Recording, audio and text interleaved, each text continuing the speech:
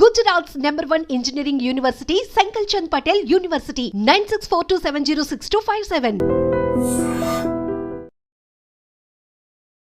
Hi hello నమస్తే welcome back to iDream media. ఈరోజు మనతో ఉన్నారు high court advocate and immigration consultant అయిన మన ఫేవరెట్ లాయర్ అయిన పృథ్వీ గారు. ముఖ్యంగా సార్తో ఈరోజు H1B గురించి మాట్లాడదాం. నమస్తే సార్. పృథ్వీ గారు, మీరు వచ్చారంటే మన ఆడియన్స్ అందరూ H1B గురించి అప్డేట్స్ ఏంటి, ట్రంప్ వచ్చాడు అప్డేట్స్ ఏంటి అని అడుగుతూనే ఉంటారు. కామెంట్ సెక్షన్లో వేల కొద్ది కామెంట్స్. ఇప్పుడు ప్రస్తుతం అడుగుతున్న కామెంట్స్ ఏంటి అంటే, పృథ్వీ గారిని అడగండి, అసలు ఎంతమంది H1B మీద వెళ్తూ ఉంటారు, వెళ్ళిన వాళ్ళు ఎంతమందికి H1B వీసా అప్రూవల్ అవుతుంది, తర్వాత గ్రీన్ కార్డ్ ప్రొసీజర్ ఏంటి, దీని ఓవరాల్ విషయం మీద మాకు ఒక క్లారిటీ ఇస్తారని అడుగుతున్నారు. మీరేం చెప్తారు? విరాట్, ఇక్కడ మనకి ఇమిగ్రెంట్స్ అండ్ మైగ్రెంట్స్, ఇమిగ్రెంట్స్లో ఇమిగ్రేషన్ పాలసీ అంతా కూడా అక్కడ ఇమిగ్రేషన్ అండ్ నేషనల్ యాక్ట్ కింద వాళ్ళు అక్కడ మనకి నిర్దేశిస్తారు ఎట్లాగా వీళ్ళని తీసుకుంటారని.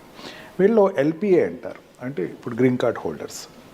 వాళ్ళు అంటే అక్కడికి వెళ్ళి ఎల్పిఏ అప్లై తీసుకుని వాళ్ళు అక్కడ రెసిడెన్షియల్లో ఉన్నవాళ్ళు 6,75,000 పర్ ఇయర్ తీసుకుంటారు. ఓకే, అంటే సంవత్సరానికి వచ్చేసరికి మొత్తం వరల్డ్ నుంచి 6,75,000 మందిని మాత్రమే అక్కడ గ్రీన్ కార్డ్స్ ఇస్తారు, అందరికీ ఇవ్వరు. వాళ్ళు ఎవరు అంటే అక్కడికి ఆల్రెడీ ఉండి ఒక 5 years నుంచి ఉండి, లేకపోతే లాంగ్ టర్మ్గా ఉండి వాళ్ళు అప్లై చేసుకున్న వాళ్ళని అక్కడ తీసుకుంటారు, గ్రీన్ కార్డ్ తీసుకుంటారు. గ్రీన్ కార్డ్ ఇచ్చేటప్పుడు కూడా ఒక నిష్పత్తి ఉంటుంది.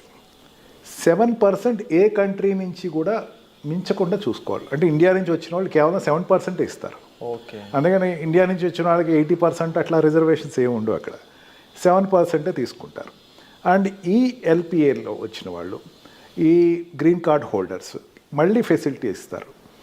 వాళ్ళు పర్మనెంట్ వీసా వాటిగా సిటిజన్షిప్ కోసం they can apply for it. వాళ్ళకు 5 years తర్వాత సిటిజన్షిప్ వాళ్ళు.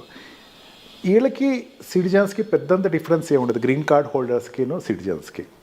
గ్రీన్ కార్డ్ హోల్డర్ ఏ జాబ్ అయినా చేయొచ్చు, ఎక్సెప్ట్ మిలిటరీలో ఆర్మీలో ఉండేటువంటి సర్టన్ జాబ్స్ తప్ప ఏ జాబ్ అయినా వాళ్ళు చేయొచ్చు. అంటే కంట్రీకి సెక్యూరిటీకి సంబంధించిన జాబ్స్ తప్ప మిగతా జాబ్స్ ఏదైనా చేయొచ్చు. వాళ్ళు సిటిజన్షిప్ ఎక్వైర్ చేసుకున్న తర్వాత సుపీరియర్ ర్యాంక్స్ తప్ప, ఆర్మీలో ఉండేటువంటి మిలిటరీలో ఉండేటువంటి సుపీరియర్ ర్యాంక్స్ తప్ప మిగతా అన్ని జాబ్స్లో వాళ్ళు ఎలిజిబుల్ అవుతారు. వీళ్ళు కూడా నాన్ ఇమిగ్రెంట్స్ తెచ్చుకోవచ్చు. ఆ ఫెసిలిటీ కూడా ఉంటుంది బయట నుంచి. వాళ్ళెవరు? ఈ ఇమిగ్రెంట్స్ వాళ్ళ పిల్లలు 21 years లోపల పిల్లలు ఇంకో దేశస్తుని తెచ్చుకోవచ్చు. వీళ్ళు వాళ్ళ యొక్క స్పౌస్ని తెచ్చుకోవచ్చు. అంటే వైఫ్ అయితే హస్బెండ్ని, హస్బెండ్ అయితే వైఫ్ని తెచ్చుకోవచ్చు. ఎల్పిఏ వాడు. నేను అంటే అక్కడ ఉండేటువంటి బర్త్ సిటిజన్ కాదు నేను అంటారు, లేకపోతే అక్కడ ఉండేటువంటి అమెరికన్ గురించి చెప్పట్లేదు. ఇండియాకి వెళ్ళి నుంచి అక్కడికి వెళ్ళి గ్రీన్ కార్డ్ తెచ్చుకున్న వాళ్ళ గురించి చెప్తున్నాను. అండ్ ఆల్సో వాళ్ళ పేరెంట్స్ని తెచ్చుకోవచ్చు. వీళ్ళను కూడా కేవలం ఈ రకంగా తెచ్చుకునే వాళ్ళు కూడా ఒక నిష్పత్తి ఉంది. కేవలం వాళ్ళు 4,80,000 మాత్రమే తెచ్చుకునే అవకాశం ఉంటుంది. 4,26,000, 4,30,000 దానికి ఒక లెక్క ఉంటుంది.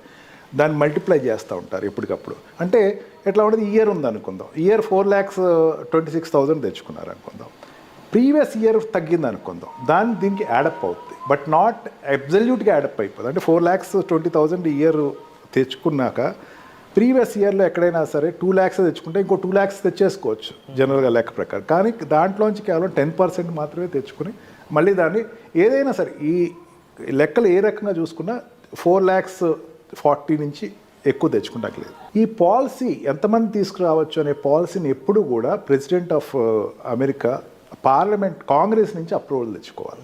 అంత ఈజీగా దీన్ని పెంచడం కానీ తగ్గించడం కానీ జరుగుతుంది. అండ్ సెకండ్ క్యాడర్, వీళ్ళు అక్కడ ఉండేటువంటి ఎల్పిఆర్ అంటే అక్కడ ఉండేటువంటి పర్మనెంట్ రెసిడెంట్ వాటి కూడా గ్రీన్ కార్డ్ హోల్డరు బ్రదర్స్ సిస్టర్స్ని తెచ్చుకోవచ్చు. ఓకే, వాళ్ళని తెచ్చుకుంటాం కూడా వాళ్ళకి పాసిబిలిటీ ఉంటుంది. అంతేకాకుండా వాళ్ళ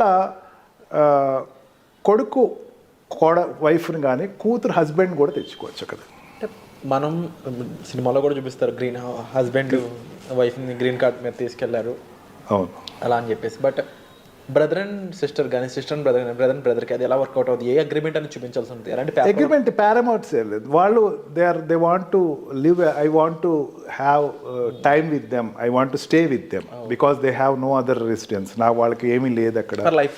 life long green card LPR కింద అక్కడ తీసుకొచ్చి టెంపరీగా తీసుకొచ్చుకుంటారు. తర్వాత వాళ్ళకి ఆటోమేటిక్గా గ్రీన్ కార్డ్ వస్తుంది.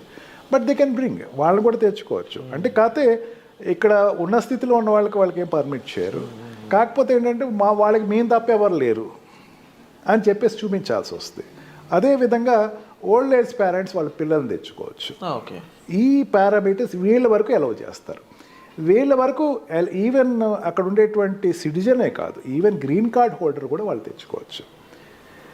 ఈ రకంగా తీసుకొచ్చే వాళ్ళకి కేవలం 4,40,000 4,26,000 వరకు మాత్రమే తెచ్చుకోవడానికి అవకాశం ఉంటుంది. And also 7% ratio. 7% అనేది యూనివర్సలిక్ రేషియో. అందుకే అక్కడ గ్రీన్ కార్డ్కి వెళ్ళేటప్పుడు లాట్ సిస్టమ్ తీస్తారు. 7% అన్నప్పుడు ఏమవుతుంది, ఈ 6 lakh ఫర్ ఎగ్జాంపుల్ గ్రీన్ కార్డులోకి అప్లై చేసిన వాళ్ళు ఉందాం, 6,75,000 తెచ్చుకోవాలనుకుందాం అండి. 6,07,000 తెచ్చుకునేటప్పుడు ఏముంది అంటే అక్కడ ఉండేటువంటి పర్మనెంట్ రెసిడెంట్కి అప్లై చేసుకునేవాళ్ళు, ఈ జాబ్ రీచ్ అయిన వాళ్ళు, H1B వీసా మీద వెళ్ళినవాడు, లేకపోతే L1 వీసా మీద వెళ్ళిన వాళ్ళు అక్కడ ఉండిపోయి వాళ్ళు వీసాలు అప్లై చేసేటప్పుడు గ్రీన్ కార్డ్ 5 years తర్వాత అప్లై చేస్తారు. వాళ్ళు అక్కడ పర్మనెంట్గా 5 years కంటిన్యూగా ఉన్నవాళ్ళు అప్లై చేస్తారు. ఈ అప్లై చేసిన వాళ్ళకి లాట్ సిస్టమ్ పెడతారు.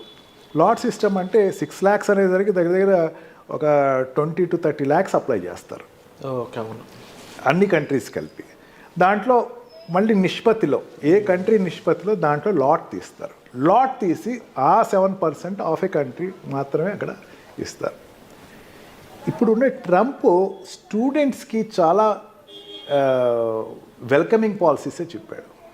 ట్రంప్ మిగతా వాళ్ళకి కొంచెం వ్యతిరేకంగా ఉన్నా సరే స్టూడెంట్స్కి మాత్రం మీరు రండి, పర్లేదు ఇక్కడికి వచ్చి చదువుకోండి. ఎందుకంటే స్టూడెంట్స్ వల్ల ఆ కంట్రీకి డబ్బు వస్తుంది, అక్కడ ఇన్స్టిట్యూట్స్ పెరుగుతాయి, ట్యాక్స్లు ఎక్కువ, ఇన్సూరెన్స్లు కడతారు, ట్యాక్స్లు కడతారు, ఇన్కమ్ సోర్సెస్. కాబట్టి స్టూడెంట్స్ వరకు వచ్చేసరికి మాత్రం ద మూమెంట్ వాళ్ళు అక్కడ ఎడ్యుకేషన్ అయిపోయిన వెంటనే they have to move out of the country if at all they have no job in US. Job సంపాదించుకోలేకపోతే definitely they have to move off. అక్కడ మళ్ళీ అందుకని అక్కడ ఇంటర్వ్యూస్ అటెండ్ అవుతారు. క్యాంపస్ సెలెక్షన్ అనేది ఇండియాలో పెద్దంత ఇంపార్టెంట్ కాదు, కానీ అక్కడ క్యాంపస్ సెలెక్షన్ అనేది చాలా ఇంపార్టెంట్. లేకపోతే వాడు మళ్ళీ ఇండియా వచ్చేసి ఇక్కడి నుంచి అప్లై చేసుకుంటాడు.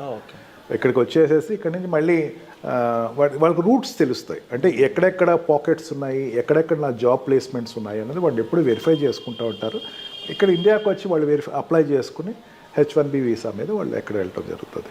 ఈ రకంగా it's a not open door. అందరికీ వచ్చేసేసేయండి, ఎంతమంది పడితే అంతమంది లక్షలు వచ్చేసేసేయండి అని చెప్పడానికి ఏం లేదు. There is a certain particular number which is in entry and exit from the country. 100% sir. And ముఖ్యంగా మీరు చెప్పిన వాటిలో ఇప్పటివరకు ఎంతమంది మాత్రమే స్కోప్ ఉందా, అందులో కూడా మళ్ళీ కంట్రీ ఓవరాల్ పర్సంటేజ్ మీద 7% అయినా అనే విషయాలు కానీ, లేకపోతే నాకు ఇప్పటివరకు టు బీ ఫ్రాంక్ ఈ రిలేషన్షిప్ గ్రీన్ కార్డ్ ఉన్న వాళ్ళు ఎవరైనా తీసుకెళ్తున్నారంటే ఓన్లీ హస్బెండ్ అండ్ వైఫ్ ఈ కాన్సెప్టే విన్నాను తప్ప పేరెంట్స్ని కానీ బ్రదర్స్ అండ్ సిస్టర్స్ని కానీ అండ్ వీళ్ళు తీసుకెళ్ళొచ్చి వీళ్ళకి ఎవరు లేని సిచ్యువేషన్స్లో అనేది ఇలాంటి కొత్త పాయింట్స్ అన్ని కూడా మా ముందుకు తీసుకొచ్చినందుకు thank you so much. Thank you. And H1Bకి సంబంధించి ఎటువంటి డీటెయిల్స్ మీరు కావాలనుకున్నా సరే మీరు డిస్ప్లే అవుతున్న నెంబర్స్ కాల్ చేసి సార్ని మీట్ అవ్వచ్చు. Thank you so much.